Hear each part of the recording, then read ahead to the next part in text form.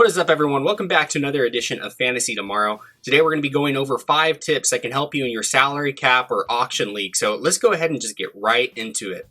Step number 1, know your rules. Knowing the rules and settings of your league is essential to having a successful draft or auction.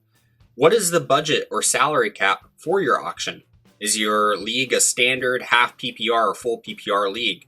Does your team do tight end premium scoring or reward more points than normal for passing touchdowns? What will your starting lineup look like each week? Are you in a 2-quarterback league?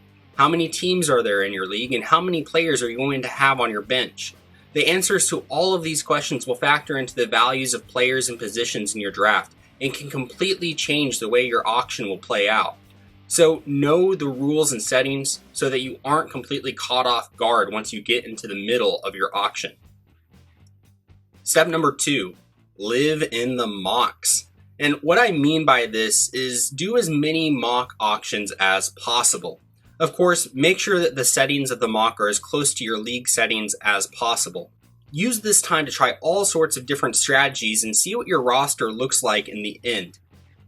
What will happen if you do a studs and scrubs approach? What about if you go for a more balanced route? What if you do everything that you can to land Patrick Mahomes or Travis Kelce? Mocks can help you to decide which strategy to use and help prepare you for the chaos of the actual auction.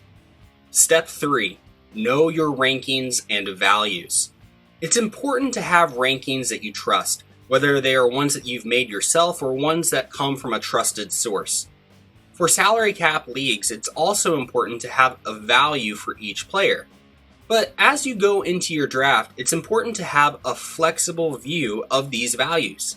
It isn't wrong to pay a few bucks more for a desired player than the suggested value. Salary cap leagues are great because they allow you to target specific players that you want to have on your team and execute a wide variety of strategies. So if you really want Davante Adams on your team, don't worry about spending a little extra cash in order to grab him. Step 4, have a plan but be willing to adapt. Having a plan is essential in salary cap leagues, but it's almost as important to be adaptable. No 2 auction drafts are alike, so even if you've done a million mock drafts, you aren't going to be able to predict what will happen. So let the auction come to you. If players are going at a way higher price early than what you expected, don't panic, because math tells us that later in the draft, prices will come down to the point where almost every single player will be of value. And if the best players are going higher than what you expected, don't make the mistake of not trying to acquire one of them just because they are expensive. Spend that money, especially on high-end players. The worst feeling in the world is sitting at the end of the auction with $30 extra in your pocket and a roster that doesn't have any stud players. Step 5, bid like a pro. There are a lot of different ways to bid during an auction, but it's good to go in with a plan.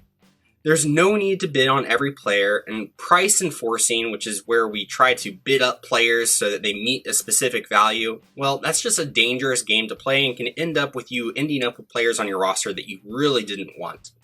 And bidding only on the players that you absolutely got to have can really just invite your league mates to drive the bid up as soon as they realize you are excited about a player. So be balanced. Bid every once in a while on players that you don't want, but don't do it towards the end of the clock so that you don't get stuck with the player. And don't over-eagerly bid on players, immediately bidding up $1 the second someone takes the bid away from you. Stay cool, calm, and collected, and you will likely find things falling into place nicely for you. Alright, so here's a review of the 5 steps. Know your rules, live in the mocks, know your rankings and values, have a plan but be willing to adapt, and bid like a pro.